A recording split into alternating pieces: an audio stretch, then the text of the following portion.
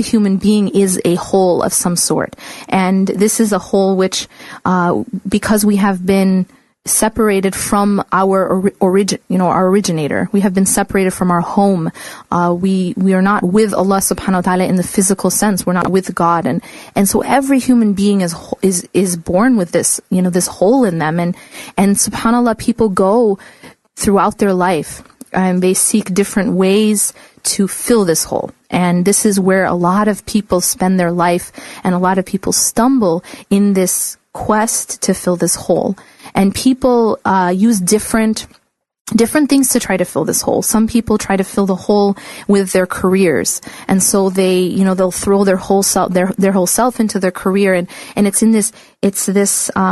there's this attempt to fill this sort of emptiness with their career. Other people try to fill it with other people, with the people in their lives. Sometimes it's their friends, sometimes it's their significant others, sometimes it's their family members, but they're always trying to get something to fill this hole. And other people will fill it with other things, status, sometimes money, sometimes wealth, sometimes sometimes through, even some people will go to drugs and alcohol. And what ultimately is that person trying to do, who's getting high or who's drinking? Ultimately, what they're trying to do is fill this hole, is trying to fill this emptiness, this place inside them, that just, it's there, and they don't know what to do about it, and they don't know how to fill it. And so the idea is that we all really have the same desire to fill this hole in us, and different people fill it in different ways. And so my issue was, why is it that even somebody who can say that they're a Muslim, we hope, and they're a mu'min, we hope, and someone who has made Allah subhanahu wa ta'ala important in their life, why does this person still feel this emptiness? And this is kind of a question I've been dealing with for a long time. And I think that, subhanAllah, I feel like the answer to this question, it has a lot to do with what I realized, at this retreat and after coming back from the retreat. And that is this. A lot of the things that we normally try to fill the hole with, or what I personally tried to fill the hole with, was usually attachments to people. And so everybody has their thing, right? And for me personally, and this is something that I've written about, in quite a bit. And one of the first articles where I really talk about this issue is the article, Why Do People Have to Leave Each Other? And in this article, I describe how, for me personally, my attachments and the way in which I was seeking to fill my inner sort of emptiness was through my relationships with people. And so what ended up happening is I would have very, very high expectations of people, and people would very easily I'd very easily get let down. And that's because I had very high expectations. The reason I had such high expectations is I needed those relationships to fill me. And so what happened is, and part of my own personal development and my own personal realization, by the grace of Allah subhanahu wa ta'ala, is He showed me that in my attachments to people, I was seeking from them something that they cannot give me. I was seeking from somebody something that they don't have to give, and that is this fill, because this fill for this hole cannot come from anywhere else other than our relationship with Allah subhanahu wa ta'ala. It can't, that hole that Allah subhanahu wa ta'ala has put in us can only be filled by Him. And so I was seeking it in the wrong place. I was trying to depend on things that cannot hold my weight. And that was, in my case, it was people. So what ended up happening is, and I think this is part of the process, I started to break a lot of those attachments. And when I say attachments, I mean those unhealthy attachments, those dependencies on people. I started to break out of that. And alhamdulillah, and Allah subhanahu wa ta'ala, there's different means of how this happens. And I think for me and for a lot of people, it comes in the form of disappointment. And sometimes, that when you expect something from someone, and you expect so much from that person will end up letting you down or hurting you. And over time, that sort of eats away at the attachment. And sometimes that's the means that Allah subhanahu wa ta'ala uses to free us of our attachments to other than Him. So basically, here's the part that the missing ingredient that I wasn't really getting, and that is, if you think of the heart as a vessel or a cup, and if it's so full of dunya, it's so full of love of dunya and love of everything in the dunya and all these other attachments and all these other focuses, there's no space in that heart for Allah subhanahu wa ta'ala. So what you have to do sometimes, and there's different ways of filling the heart with Allah, but one of the ways to fill the heart with Allah subhanahu wa ta'ala is to first empty it. Of everything else. And the thing with this way of doing it, or this way of it happening, is it can be very painful. It can be very, in the sense of while the heart is empty, because you're basically breaking away from the other attachments. You're seeing the dunya for what it is. It's no longer something that can fill you. And so if you think of a cup and you're just emptying out that cup, but you're not properly filling it, what you end up having is an empty cup. And so this is kind of like, this is the heart. So the heart becomes empty. And so, yes, you've broken your attachments, and now you don't have these attachments, and you basically lost, you don't put your hope in dunya anymore. But now you have an empty cup, and that's a painful thing. If that cup is not filled, then you're going to be empty, and you're going to feel empty, and you're going to feel that lurking feeling that I was trying to understand what causes this. And what I didn't understand is I thought I was filling it. I thought I was filling it with Allah subhanahu wa ta'ala. I thought I was, because I pray, I worship Allah subhanahu wa ta'ala. I do da'wah and I do these things. And so my understanding was that I am filling it. But here's what I didn't get. And subhanAllah, I learned this lesson through the story of Musa alayhi salam with Allah subhanahu wa ta'ala. And this is a story that Allah subhanahu wa ta'ala tells us in Surah Taha, when Allah subhanahu wa ta'ala first calls on to Musa alayhi salam, and Musa alayhi salam sees the fire in al-Wadi al-Muqaddasi Tawa, and he goes to that valley, and he follows where the fire is. And when he goes there, Allah subhanahu wa ta'ala speaks to him.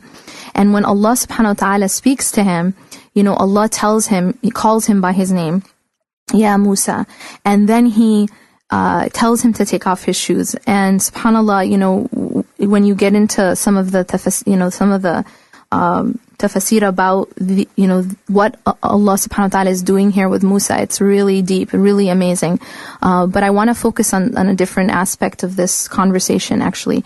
And that is that when Allah subhanahu wa ta'ala introduces himself to Musa, he says, A'udhu billahi minash shaitanir rajim, Innani ana Allahu la ilaha illa ana fa'budni wa aqimis salata li dhikri. So here Allah subhanahu wa ta'ala says, is introducing himself to Musa alayhi salam, and he says, indeed I am Allah, I am God, la ilaha illa ana, there is nothing worthy of worship but me.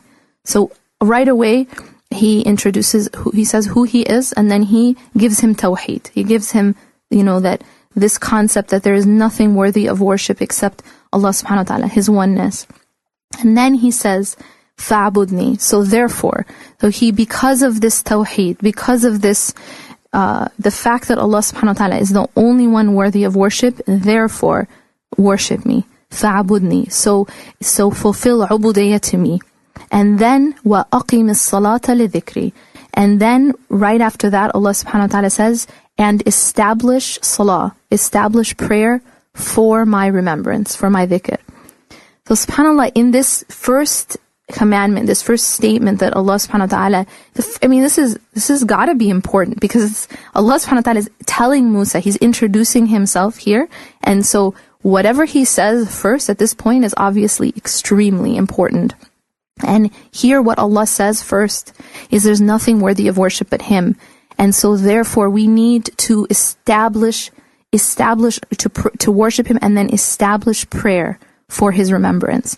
So the point that Allah subhanahu wa ta'ala is pointing to here is dhikr, is remembrance, is salah, is the fact that we need to be not just praying, and here Allah subhanahu wa ta'ala doesn't just say that we need to pray or we need to remember Him, but that we need to establish the prayer.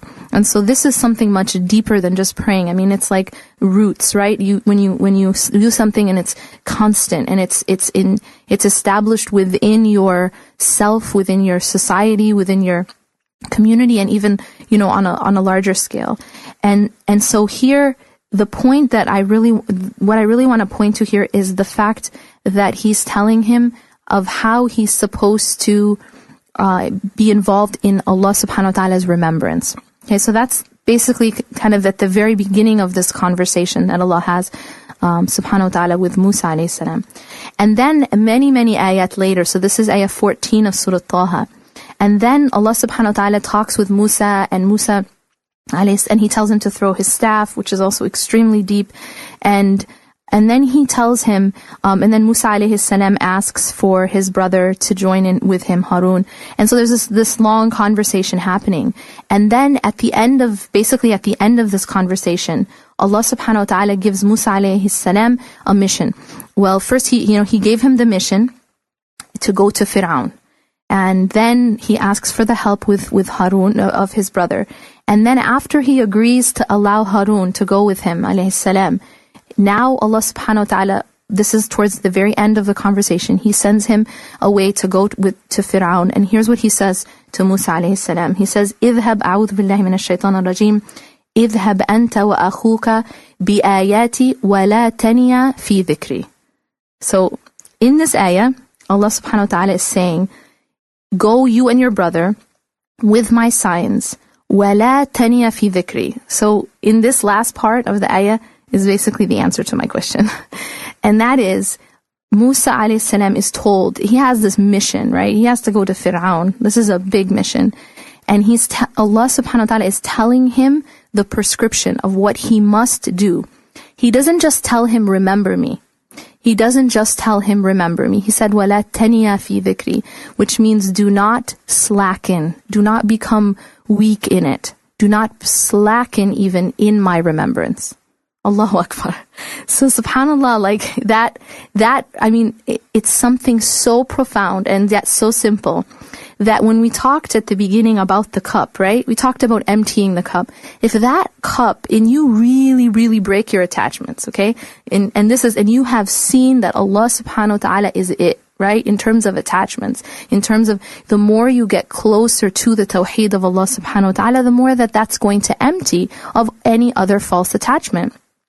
But now imagine you have an empty cup and you're only filling it a third or a half or an 3/4.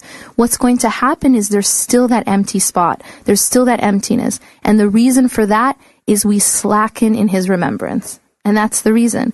Because we may say, we're praying, right? I mean, alhamdulillah, if we're praying 5 times a day, we're good, right? At least we're praying. Or we might, we might be doing Islamic work, right? We're doing work for the sake of Allah. So we think that's sufficient. We think that's sufficient for His dhikr. We think that's sufficient for His remembrance. And what's so interesting here is that you'll realize experientially it isn't. That heart is so needs the remembrance of Allah subhanahu wa ta'ala, that if you notice in the Quran, whenever Allah subhanahu wa ta'ala talks about dhikr, it's with a modifier, and that's kathiran. It's always, the two are always together. That when Allah subhanahu wa ta'ala talks about remembering Him, along with it is always a lot, kathiran, a lot, abundantly, not just remembering Him. So the idea here is that, and what I think I did not fully understand, is it's not just enough to remember Allah subhanahu wa ta'ala. It needs to be a lot. And the more that is lacking, the more you're going to feel that emptiness. And the more that there isn't, and the more that is, basically the more that you do remember Allah subhanahu wa ta'ala, and if you don't slacken in that remembrance, then you're going to be, like that's basically, I think, what I realized from the advice that was given to Musa alayhi salam is that's really the only way you're going to be okay. Especially if you really see this dunya for what it is, and you really want to purify the heart of all other attachments, you need to fill it a lot. You need to fill it, because the heart, subhanallah, it needs that that remembrance of Allah subhanahu wa ta'ala in the same way that we need air. And so it's like, I guess, I mean, for me, what I realized is that, you know, it's kind of like a person who's just taking a couple breaths, you know, and they're like skipping, I don't know, maybe they're like taking a breath and then they're skipping like 20 and then they're taking another one and then skipping. And then they're kind of wondering like, why am I feeling suffocated? You know, that's really the condition that I'm speaking about, is that you're wondering why you're feeling suffocated, because you're not taking enough breaths. And that really is what dhikr is its air, its breaths.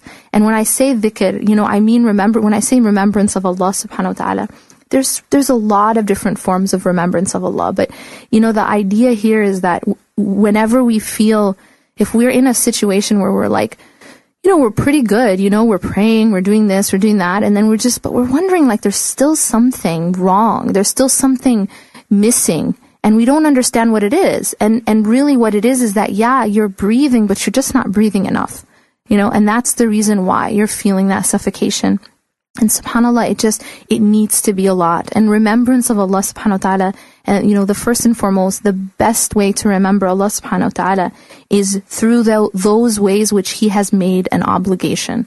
And that, first and foremost, is the salah, the 5 daily prayers. So of course that's where you always begin, with what Allah subhanahu wa ta'ala has made, has made obligatory. And then on top of that, there's other ways to remember Allah subhanahu wa ta'ala, like, you know, through the Quran. These are the words of Allah subhanahu wa ta'ala. If we're going, you know, days without reading Quran, and then we wonder, why do I have this, you know, this strange emptiness inside me? Well, the answer is that you went days without taking proper breaths. You know, you were not feeding you were not giving yourself that proper amount of air, and that's why you were feeling that emptiness. You know, so staying connected to the Quran, it's absolutely necessary if you want to be okay. You know, again, we're talking now not about haram and halal. You know, right now we're talking about, you know, like, how is it that I'm going to be okay? How is it that I'm going to be complete? I'm going to be able to feel full. I'm going to be able to feel like not have this empty place in me, or again, it's some proportion. You know, sometimes it's partly filled. We have some dhikr in our life, and sometimes, but we just may not have enough. And so again, this isn't to say that, you know, these are not like, it's haram to not, you know, read Quran every day. That's not what we're saying. We're talking right now about how it is that you're going to fill that place. And the more dhikr that you have, the more that you remember Allah subhanahu wa ta'ala. And also even when you're not, you know, even if you're walking or you're driving, or remembering Allah subhanahu wa ta'ala doesn't have to only be while you're praying or when you're at home alone, but you can be remembering Allah subhanahu wa ta'ala with the tongue, with the heart, you know, all the time. If you know, even if you're not, you know, even while you're going to class or you're walking or you're driving. But this is really what we have to think about. It is food. We have to think about it as air. You know, if we're having trouble and we're wondering, why am I feeling like I'm not getting enough food? I'm feeling hungry all the time. We're going to say, okay, maybe I'm not eating enough. Maybe I need to increase my calorie, you know, intake. And it's the same thing with the heart. You know, the heart feels hungry, and it's like, you know, there's something like it keeps, and when you find yourself like sort of, you know, like latching on to things really desperately and trying to get those things to fill you, you know, and you go from one attachment to another, right? You're attached to this person, and then you're like really, really obsessed with that person, and you need that person to fill you, and then that doesn't work, and then you go to the next person, or then you go to this, you know, your career or whatever it is, and you find yourself sort of really needing these things very, very desperately. That is a sign that we're not filling our hearts properly. We're not filling that hole and that emptiness with the right thing, and that's why we're feeling that starvation in a sense.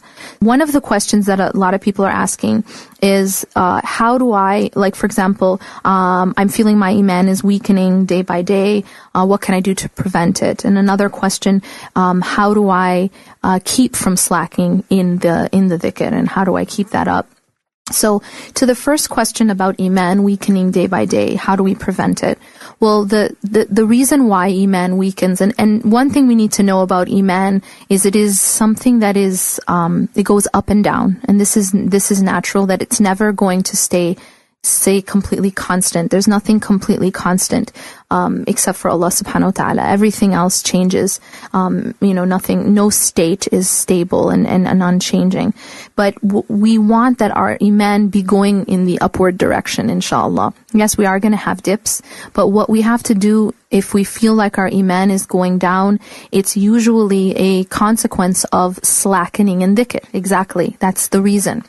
And so what you'll have to look at is where exactly in your routine are you slacking in dhikr. So remember, this was the advice that Allah subhanahu wa ta'ala gave to Musa alayhi salam. So we know that it's good advice. We know that there's very deep meaning in it. When he says, وَلَا تَنِيَا فِي ذِكْرِ, he's telling him and warning him not to slacken even. Not just don't remember me, don't even slacken in it.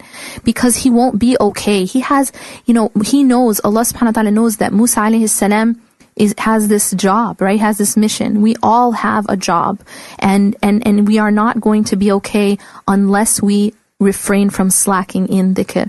So we have to look at in our life, where are we slacking in dhikr? First place you need to look is in your salah. Absolute first place is in your salah, the 5 daily obligatory prayers.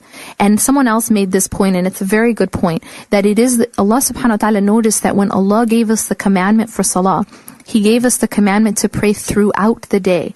When we were told to pray 5 times a day, it was at specified times, and those specified times are not all right before we sleep or right when we wake up, but rather all throughout the day. What's the purpose of that? Well, one of the reasons is that makes us continuously be remembering Allah throughout the day.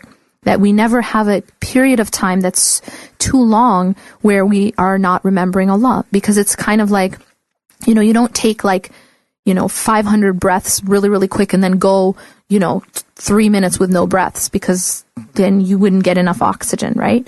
And so the idea here is that the air needs to be equally divided throughout the day. The breaths, right? When we're breathing, we need to have a steady amount of air coming into our lungs in order to live. We can't all just take them all at one time and then go a while without it. Otherwise we suffocate and die, right? And that's the same thing that happens to the heart. Exactly. That it has to be continuous and it has to be all the time, spaced out, constant, in order for the heart to stay alive. So I would say that if you feel your Iman going down, you need to look at where is your dhikr slackening. And that's the reason, because that's the reason that your Iman is going down. That's the reason for your problem. So if you look at your salah and your salah is in order, you're praying and you're praying on time, and that's extremely important that it has to be on time as well, the 5 daily prayers. If that isn't happening, then you know right away where your problem starts. That's where you have to start to solve the problem. If you have that, then you look at, okay, well, where else am I maybe slacking in my dhikr?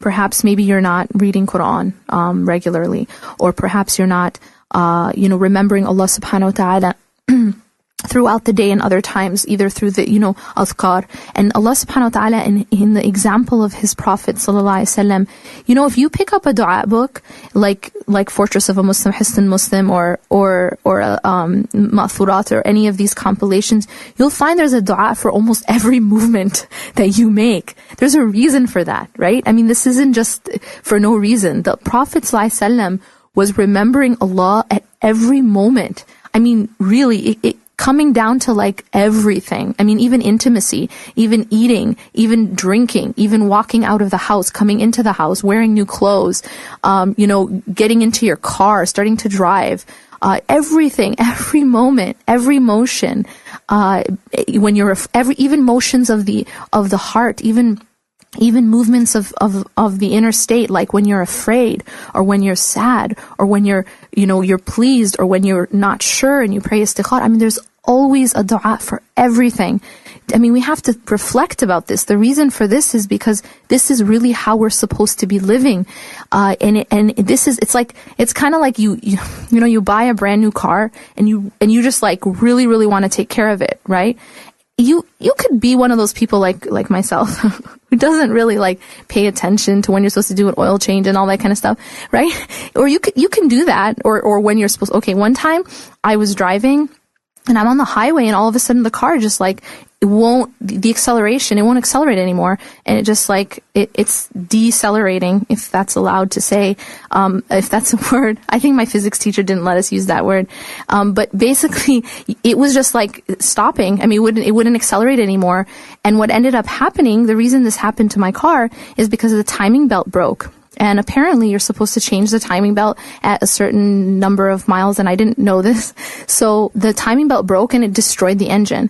So the idea here is that there is a certain way to take care of the car if you want it to run properly, and you have to keep up with it, right? Or you can be one of those people who slackens in taking care of the car, but then there's consequences. I mean, that's the point. And again, sometimes these things might be optional, but at the same time, if you want to take care of that car and you don't want the car to break down, you need to be doing that. And the more that you're up with the maintenance of that car, the more you take care of that car, the better it's going to run, and the less likely it is to break down when you really need it, right? So this is the same thing with our inner state, with our hearts, is that, if you really, I mean, we have these du'as, we have these supplications for the morning, for the evening, for after salah, for like every motion that you do when when you get married, when you everything. And so if you really want your heart and your soul to be in like top condition working, you need to use these things. You need to do these things. You need to use these adhkar. They're there for a reason. The other question that the person was asking is, how do we keep from slacking in it? And it really has to do with first realizing the necessity for it. I think that I personally can speak for myself in saying I don't think I fully understood the necessity, not just for dhikr, but in incredible amount of dhikr. An incredible amount. It's not just dhikr, but it's quantity and quality of dhikr. Extremely important. It needs to not only be a lot, but the quality is also necessary. That when you are remembering Allah, you could be like subhanallah, subhanallah, subhanallah, subhanallah, but you're not, your heart isn't present. You're not even realizing what you're saying. So it's very important that we understand that dhikr is ultimately, I mean, yes, it's an action of the tongue, but ultimately it's an action of the heart. That the heart needs to be present for it to really work properly, for it to be, and yeah, we get inshallah rewarded. But the idea here is that dhikr is supposed to be a movement of the heart, and so the heart needs to be present. So the way to keep from from slacking is it's important to have a routine and to incorporate dhikr as much as possible. And I think if there's any take home message for me and for you, it's that just realizing how much it needs to be. And that, sometimes we just think, oh, we're all right because we pray, we pray. And so, but again, it's like, kind of like that person. Well, I mean, that's how I take care of cars. I'm sorry. But, it's like, as long as I don't know. I don't even know when I did the oil change last. But, the idea is, it's like, oh, at least I'm filling it with gas, right? It's like, yeah, it's kind of like that, right? You think as long as, you're filling it with gas, at least the car will be okay. Yeah, maybe the car will keep running, but you're messing up that car. Like, you're not taking care of it. And eventually it does break down. And that's what happens. And so, we can't just don't take care of your heart like I take care of cars. That's the take home message. Just inshallah, like we want that our hearts, and subhanallah, Allah from His mercy, He puts these like indicators, like the fact that we feel the pain, the fact that we feel that emptiness, that's actually a blessing from Allah subhanahu wa ta'ala. If you think about the manufacturer of the car, why did that manufacturer put, like a little indicator light when you need an oil change? Well, for people like me, right? For people who don't keep track of it, okay, I've gone this many miles. And so there's indicators so that you'll take care of that car. And Allah subhanahu wa ta'ala has His indicators, and Allah is high above any analogy. But Allah subhanahu wa ta'ala, part of His indicators is this pain that we feel, this lack, this emptiness that we feel is an indicator that, okay, there's something that we're not doing enough of. Perhaps, we're not taking enough breaths, we're not eating enough food, and we need to increase it, inshallah. we remember Allah subhanahu wa ta'ala, which is, kind of the way I used to think, and not really, I don't think I understood before the importance of, and the emphasis on the amount of dhikr that is necessary for us to be all right, and the quality of the dhikr as well. And so just to address a couple more of the questions before we close from the chat box, one of them asks for a clarification of the meaning of attachments, and I think that I have to coin a new word than attachments, because a lot of times the word attachments is used in we've come to see it as like a positive thing, right? You have attachments and that means love, and we equate attachment with love, and that's not the way that I'm using the word. But basically here, we're not talking about any kind of relationship that you have or any kind of love that you have for something. But when I'm talking here, when I say attachments, it's kind of like attachment, capital A, is like a dependency that you have on something or someone other than Allah subhanahu wa ta'ala that you should only have on Allah subhanahu wa ta'ala. So it's this need, it's this ultimate dependency. It's basically the focus of your life and of your heart, which should only be Allah subhanahu wa ta'ala. And so what happens is that we focus our hearts on things of the dunya rather than focusing our hearts on Allah, and that causes a lot of problems. It causes a lot of pain actually in our life, and a lot of problems. And that's because the heart was created to focus only on Allah subhanahu wa ta'ala. That's the Allah subhanahu wa ta'ala is the creator, and He created the heart with that purpose. And so when we use the heart for a purpose other than what it was created for, it doesn't work well, and it breaks, and it causes a lot of problems. So the question somebody had asked is one of the reasons why, and this is a very good point, very good question. One of the reasons why people slacken in their dhikr, in their remembrance, is because they are too quote unquote busy. So the reason that we don't have as much time, or we don't believe that we have as much time to remember Allah or as much as we could, is because we see, we have all these other responsibilities, we have all these other things that we're busy with. And it's interesting because when you, and this is actually to address this question, I wanna bring up a hadith of the Prophet ﷺ, because I think it really addresses this issue really beautifully. And that is when the Prophet ﷺ said that he explained that whoever makes their primary concern, makes the dunya their primary concern, Allah subhanahu wa ta'ala, their matters become scattered, and poverty is put between their eyes. So this person who actually makes whatever they're doing in dunya as their primary concern, I got to do this, I got to go to my job, then I got to pay this bill, and their whole focus, and this is now I'm talking about focus. I'm not talking about what we're doing. Obviously we got to go to work, we got to do these things, we got to pay bills. I'm just talking about where the heart is focused. When the heart is focused on these things, what actually happens is those very things of dunya start to become scattered. Things become more difficult for us, and more difficult to deal with, and more heavy, and they become heavy on our heart, and poverty is put between the eyes. SubhanAllah.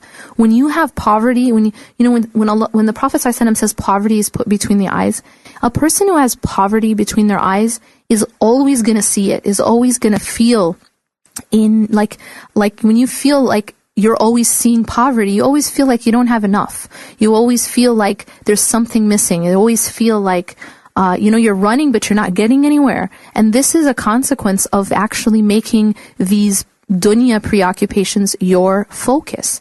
And on the other hand, the hadith says that the one who makes akhirah, beyond this life, Allah subhanahu wa ta'ala, right, the hereafter, his primary focus, jama' Allahu amra, that Allah will join his affairs and will put contentment in his heart. And subhanAllah, this is the amazing thing about dunya. And the dunya will come to him, even hating to come to him, the dunya will come to him. And this is the thing about dunya that we have to, understand at some point, is the more you run after dunya, the more it runs away from you. And then when you turn your back on dunya, that's when it runs after you. So subhanAllah, if you were to make your dhikr your primary concern, Allah subhanahu wa ta'ala will help you with those other things that you have to do. Allah subhanahu wa ta'ala will actually take care of those other things, your job and your family and your other responsibilities all of a sudden start to become easier. And this is what the Prophet ﷺ is talking about when he says, Jama' Allahu amra, that his matters will become joined and you'll no longer feel that sense of, being scattered. Because this is the